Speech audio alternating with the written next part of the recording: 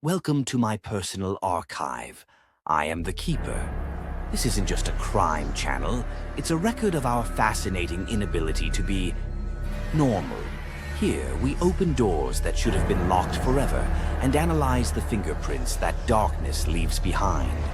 If you seek comfort or easy answers, this isn't the place for you. But if you have the stomach for the naked truth, pull up a chair. I have the keys.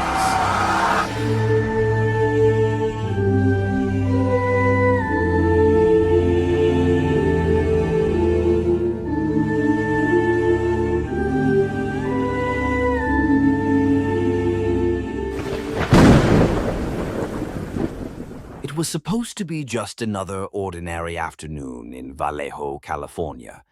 The kind of place where neighbors still wave at each other and white picket fences hide stories no one wants to tell. But on July 6, 2003, a 9-year-old girl, Jeannette Tamayo, became the center of a narrative that stripped the varnish of normalcy from the entire neighborhood. And as always, it was someone they knew. At 4:30 p.m., Jeannette was returning from school. Her shoes still carried the residue of childhood. Inside the house, her mother and brother had no way of predicting what the next few minutes would bring. Within seconds, the doors of normalcy were ripped off their hinges. A man forced his way into the home, dragging with him the weight of what he was about to do. She was tied up, her mouth covered with duct tape, and taken silently. The kidnapper already knew the way. Who was this man? Curtis Dean Anderson, a 41-year-old former taxi driver with a vacant stare and rotten past. His criminal record was a kind of grotesque buffet: harassment, domestic violence, sexual assault. Yet he always managed to slip through the cracks. On the margins of society, Curtis was invisible.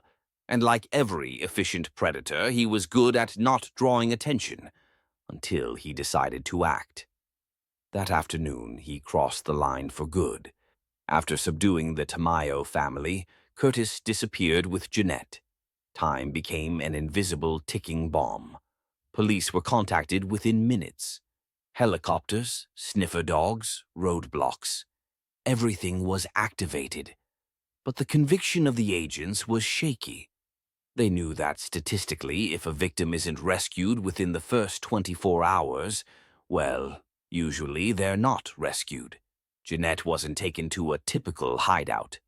Curtis transported her in the trunk of a car. While he drove, the little girl fought claustrophobia, the heat, and a fear that slithered through her veins like a lethal anesthetic. He took her to a small apartment in San Jose, an improvised fortress. Closed curtains, hollow walls, neighbors who preferred not to get involved. The ideal place to make someone disappear without a trace. The captivity lasted 3 days. 72 hours for a child's mind to disintegrate. But this is where what psychologists call adaptive cognition comes in. Jeannette didn't scream, didn't beg. She memorized details. The sound of a train horn in the distance, the smell of cheap cigarettes coming from another room, the color of chipped paint on the wall, a behavior that for a child seemed unlikely. But for the survivor it was strategy. Curtis didn't know he was feeding his own downfall. Outside, the operation grew, posters, TV interviews, tip hotlines exploding. What happened next was an anomaly. One of the rare exceptions to the morbid rule that kidnapped children rarely return alive. Curtis, perhaps fueled by a delusion of control, decided to release Jeannette. Yes, he let her go. 3 days later, he took her to a store buzzer in a residential neighborhood, told her to stand there, and disappeared. She didn't cry. She walked alone into a store and said, "I was kidnapped. Call the police." The clerk hesitated, but did. The statement she gave afterward was a masterclass in self-preservation. Jeannette provided details the police used like a surgical knife. Outside noises, texture of the stairs, number of steps, the way the bathroom door creaked. Every detail confirmed the exact address of the apartment where she'd been held. A 9-year-old child doing the job that coerced adults can't manage. Curtis was arrested in less than 48 hours. When agents stormed the apartment, they found the place preserved. Restraints, towels, personal items belonging to the victim. The scene was nearly a time capsule of insanity. He confessed to everything. But he didn't stop there. During interrogations, Curtis also confessed to having kidnapped and murdered Sienna Fairchild, another 7-year-old girl, back in 1999. Her body was only found months later, in an advanced state of decomposition, almost unrecognizable, in the rural area of Sierra Nevada. Curtis claimed he heard voices telling him to act. Psychosis? Maybe, but the mechanics of evil don't always depend on illness. Sometimes all it takes is the will. Curtis spent his final days in prison. Liver cancer. Died as he lived, surrounded by concrete and ignored by almost everyone, but not by Jeannette. Today, she is an adult, and she lives, which, in this pathological equation, is already a statistical anomaly. Her brain rewrote the trauma in survival code, and what saved her wasn't luck. It was memory, something her kidnapper had underestimated. Every creature, even the smallest, hides sophisticated defense mechanisms. Curtis thought he was dealing with a vulnerable child, but what he kidnapped was a mind on alert, calibrated by the instinct to preserve itself. Even the most seasoned predator makes a fatal mistake when they underestimate the prey. In late 1970s California, when serial killers roamed like nocturnal cockroaches and safety was an illusion shaped by fences and suburban smiles, one case redefined the concept of captivity.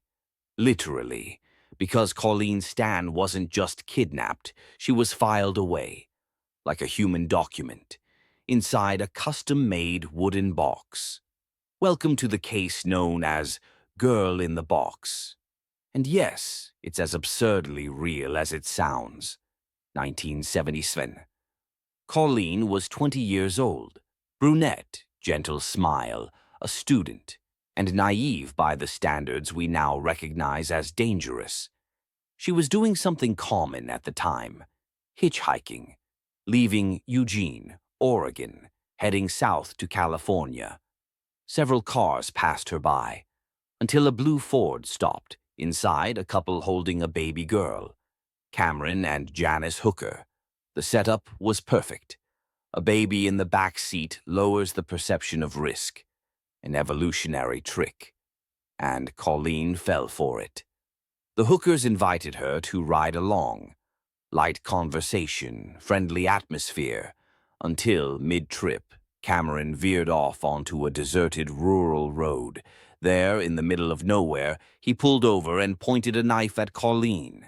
The friendly tone evaporated, and the abduction began. Cameron was an amateur sadist, but disciplined. He had prepared everything months in advance. The star of the plan? A wooden box made especially to imprison human beings. A singular term, but it fits here. It was a crate about 4 feet long with no active ventilation. Just side holes and blankets to muffle sound. Inside it, Colleen would be kept for 7 years. SEVEN, in bold letters and utter silence. Inside the Hooker couple's home, Colleen was chained, raped, psychologically tortured, and contrary to expectations, not killed. Why?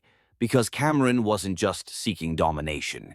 He wanted to create a behavioral experiment.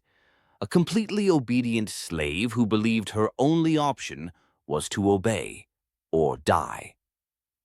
Cameron implemented a system of indoctrination. Told Colleen she now belonged to the Company, a secret organization of slavers.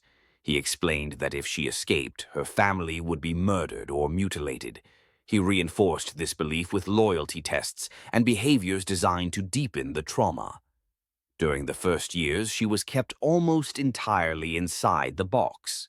She came out only for domestic tasks or abuse sessions. She was called K, never by her name. The box was kept under the couple's bed. Yes, the hookers literally slept on top of their slave. This is not allegory. It's sick architecture.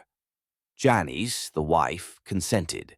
Not because she was equally sadistic, but because, according to her, Cameron had promised that with a sex slave, he would stop abusing her.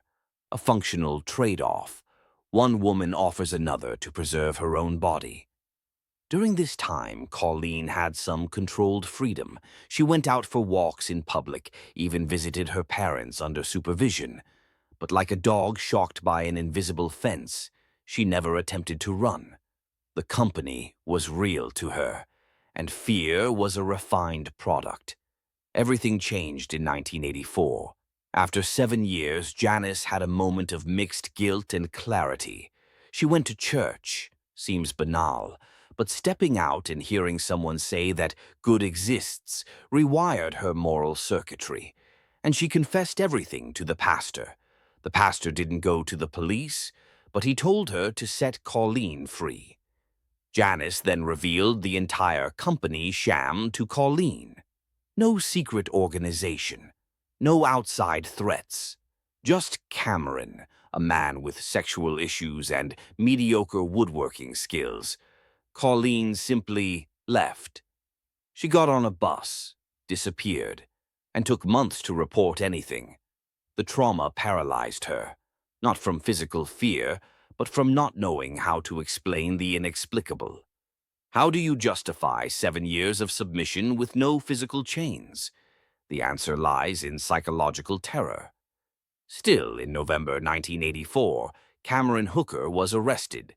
During the trial, Janice cooperated. The prosecution offered immunity in exchange for testimony. She gave up everything. Blueprints of the box, the sexual practices, even handwritten notes demanding grotesque acts. The court was stunned. A woman held for 2,536 days, with no chains, but sealed in fear. Hooker tried to argue it was all consensual, that Colleen stayed because she wanted to. Sure, because everyone dreams of living inside a wooden box for a decade. The jury wasn't buying it.